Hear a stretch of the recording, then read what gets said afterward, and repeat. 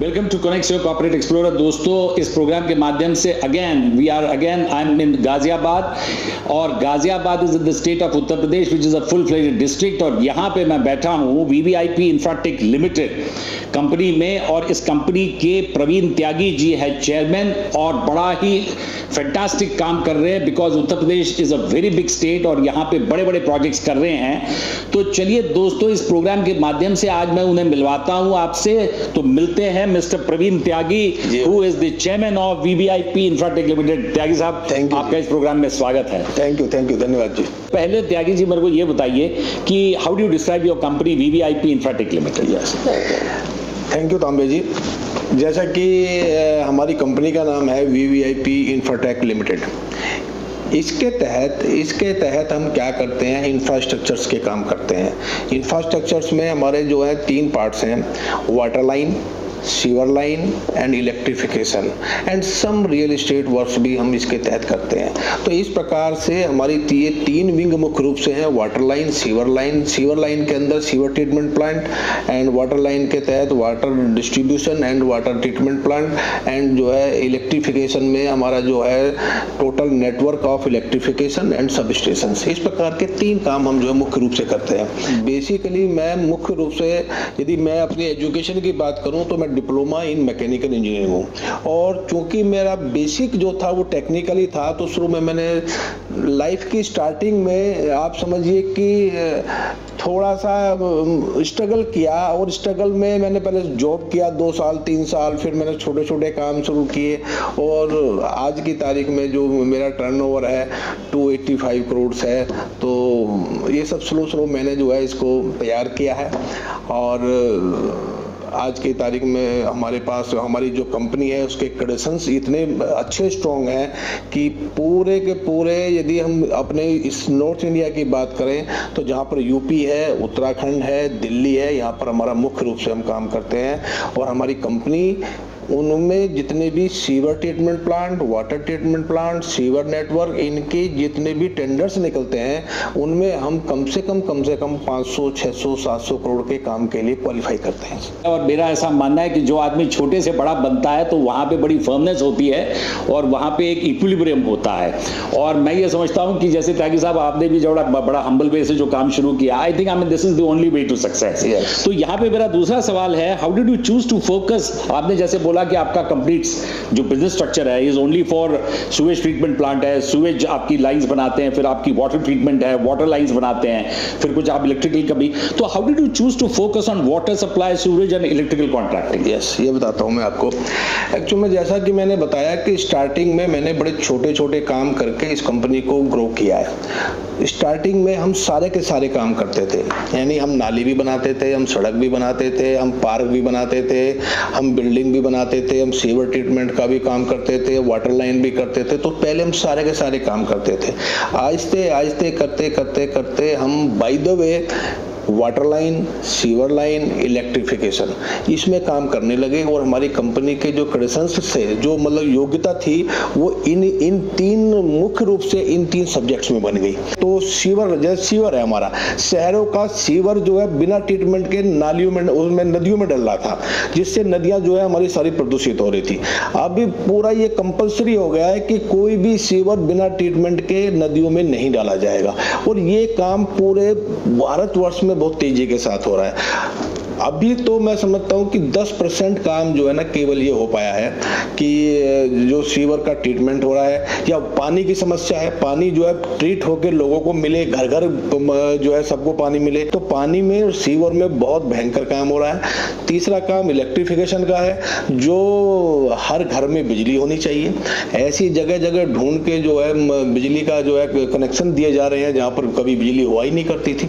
तो मेरा मानना ये है कि तीनों के तीनों जो पार्ट्स हैं जिनमें हम काम कर रहे हैं, ये पूरे भारतवर्ष की प्राथमिकता है, और उसी पर हम ये काम कर रहे हैं। और एक अच्छी कंट्री के लिए कि अगर उनको पानी नहीं, स्वच्छ पानी नहीं दे सकते, अगर if you can not give them sanitation, स्वच्छ भारत आप उनको दे नहीं सकते, लेडीज को अगर टॉयलेट्स नहीं मिलते हैं, तो फिर ऐसे देश में प्रगति नहीं होती है। तो ये बेसिक चीजें हैं, बेसिक इंफ्रास्ट्रक्चर, और जिसके ऊपर चेयरमैन साहब कंसंट्रेट कर रहे हैं। And let me tell you, government is also spending a huge amount of money, and there is a huge business as far as the pan India model is concern, और यहाँ पे मैं समझता हूँ कि चेयरमैन साहब भी इन सब प्रोजेक्ट्स में बिड कर रहे हैं।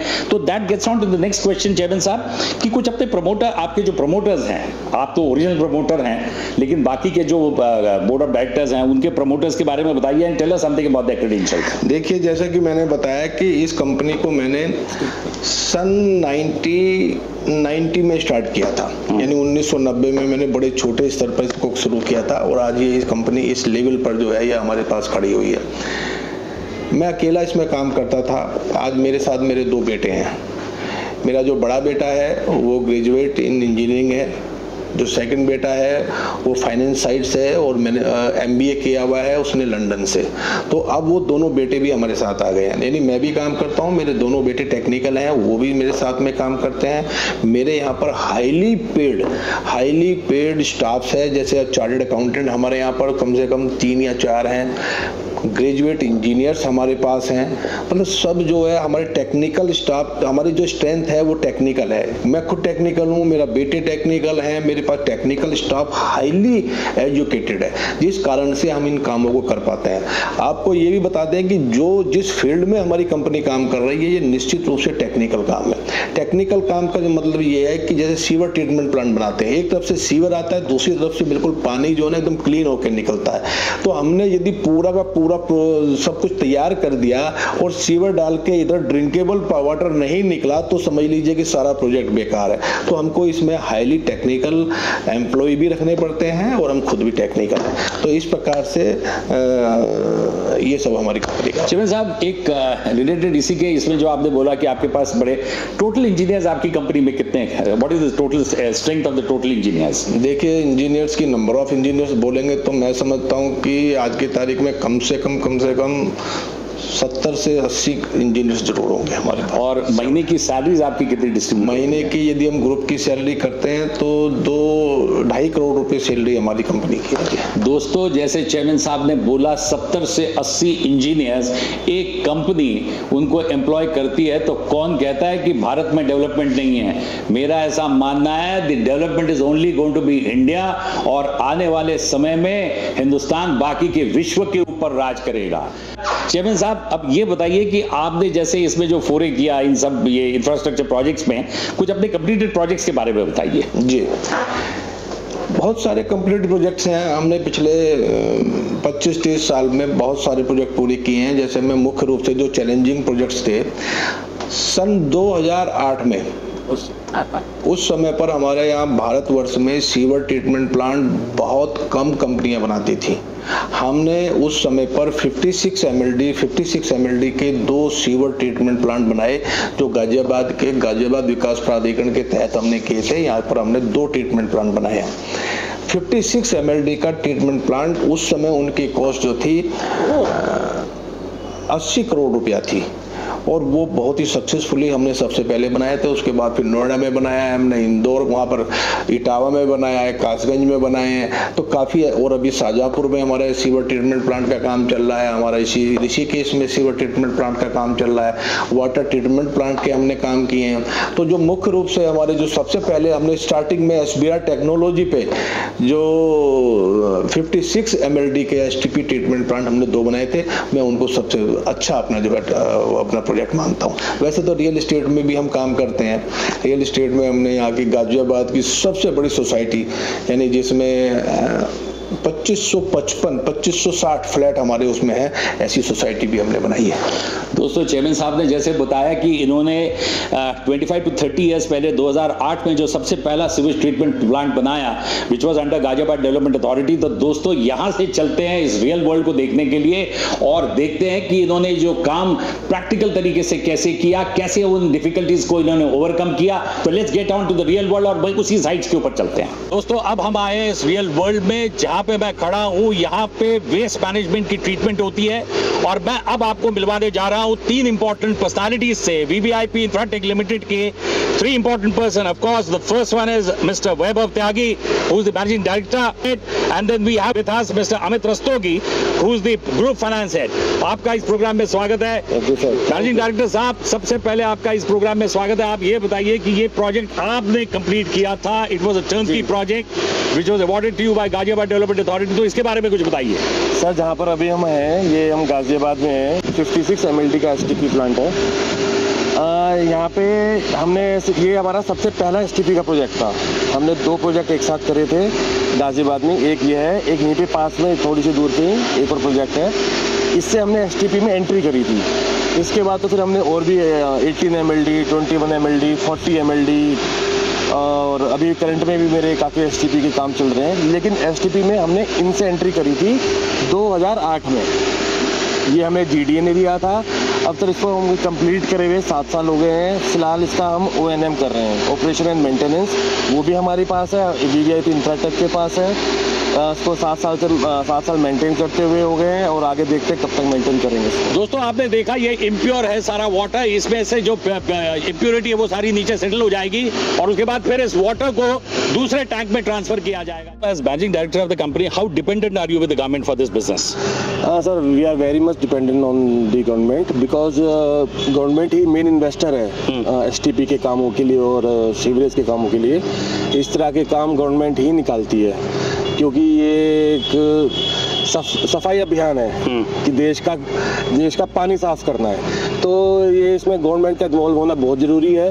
तो गवर्नमेंट अलग अलग संस्थाओं के द्वारा ये काम निकालती है. अथॉरिटीज़ निकालती हैं, जल निगम निकालता है इन कामों को. और एक बहुत बड़ा मिशन चल रहा है गंदा पानी को साफ करने का. यहाँ तक कि एक गंगा क्लीन मिशन भी गवर्नमेंट द्वारा एक लॉन्च करा गया है. तो उसी के लिए प्रोजेक्ट्स निकलते रहते हैं. पूरे देश में निकल रहे हैं, पैन इंडिया निकल रहे हैं. और मैं आपको बताऊं, अभी पूरे देश में क्या, मतलब कि एक छोटी स्टेट ही कोई भी पकड़ लेते हैं तो वहाँ पे भी अभी 10% भी काम नहीं हुआ है. तो ये तो आजीवन, मैं मतलब अपने शब्द वापस लूँगा, आजीवन तो मैं चाहता हूँ नहीं ये काम चले, लेकिन ये काफ़ी साल तक ये अभी बहुत काम होना है. दोस्तों, जैसे मैनेजिंग डायरेक्टर साहब ने बोला, they have miles to go. यानी सिर्फ 10% काम हुआ है. यानी look at the potential this business has got. तो यहाँ पे ग्रुप हेड भी हमारे साथ है. तो अमित जी, ये बताइए कि कंपनी के कुछ टर्नओवर के बारे में बताइए, and tell us something about the profitability. Thank you Tambe ji. Basically, if we talk about the consolidated turnover of our group, this year, financial year 2024, we have achieved a turnover of 285 crores on consolidated basis. And if we talk about this infrastructure business only, the turnover is around 215 crores. And if we talk about the profitability on the consolidated, we are getting an EBITDA margin of around 11% with a PAT of around 7%. And on the standalone basis, we have achieved a EBITDA of around 13% with a PAT of around 8.5%. With PBDIT at 8%, 13%, and with PAT at 8%, 8.5%. Fantastic. Look at the tremendous potential this industry has got. Let us get to the next working field के ऊपर चलते हैं. Amit ji, how is the company financed till date? Yeah. Tamil ji, if we talk about the working capital, we have working capital limits of 27.5 crores, which is a cash credit limit from 2 banks, State Bank of India and ICICI Bank. Apart from that, we have a non-fund based facility of around 70 crores from these 2 banks only. So this is the total debt outstanding in the company, and there is not much long-term debt. It would be hardly 4 to 5 crores. So that way the company is not much leveraged. मतलब मैं कहूँगा highly leverage नहीं है. Yeah, not much leverage. मतलब broad term. तो leverage is on the very lower side. ठीक है sir. यहाँ से जो आपका आने वाला IPO है, तो how do you propose to use the funds from the collection? Basically, around 70 to 75% of the proceeds will be utilized towards the working capital only, and some proceeds would be utilized for the capex purpose, and others are the issue expense. So mostly money will go into the working capital only. Well, I wish you all the best, Amit ji. You're doing something very fantastic. Singh Saab, you are the project head. You're doing fantastic, and the most dynamic and the most handsome managing director, वैभव। दोस्तों, वैभव जो ये waste treatment में है, मैं ये कहूंगा कि waste treatment की जगह पे इनकी राइट जगह बॉलीवुड और हॉलीवुड में। Thank you. Friends, this is a general disclaimer. The content is for information and education purpose only. You should not construe any such information or other material as investments or the other advice. Nothing contained in this channel constitutes a solicitation, recommendation, endorsement to buy or sell any securities or other financial instruments. All opinions expressed on this show are personal opinions and do not reflect any official views. You should not consider any opinion expressed on this show as a specific advice to make a particular investment, but merely as an expression of opinion. For further information on this factor, please refer to the DRHP, RHP filed with SEBI, NSE Emerge and BSE SME Board. Thank you.